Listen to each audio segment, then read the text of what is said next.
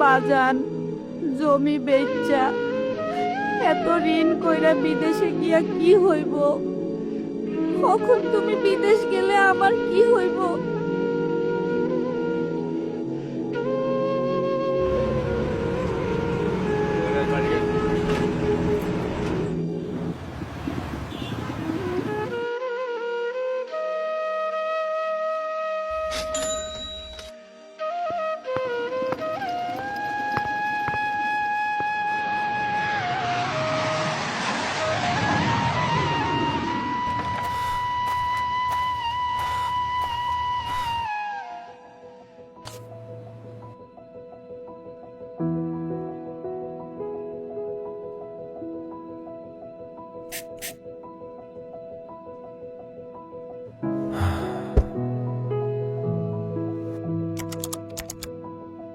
মা, শরীরটা খুব খারাপ লাগতাছে।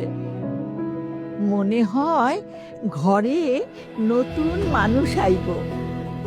হাসপাতালে নিব কেডা? এখন চিন্তা নাই, ফোন দিলে 5 মিনিটের মধ্যে অ্যাম্বুলেন্স আইব।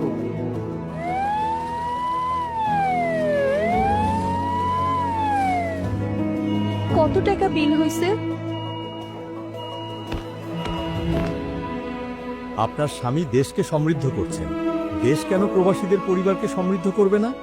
সরকার আপনাদের সেবা প্রদান করছে বিনামূল্যে।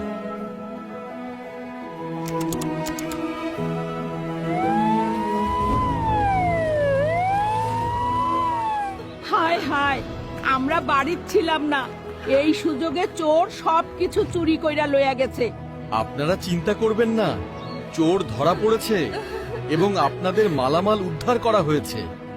নতুন সরকার আইসা সব কিছুর বিচার দ্রুত করে ফালাইতেছে, কোনো ঘুষ দেওয়ান লাগতেছে না। বৌমা, দেখো তো কি চিঠি দিয়া গেল। মা, সরকার থেকে চিঠি আইছে, আয়েশার পড়ালেখার দায়িত্ব সরকার নিছে।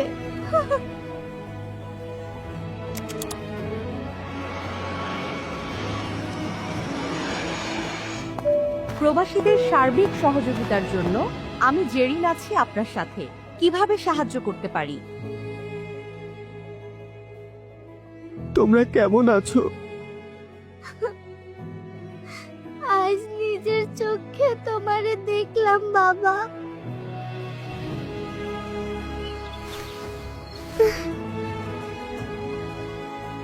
তুই কি আবার বিদেশে যাইবি?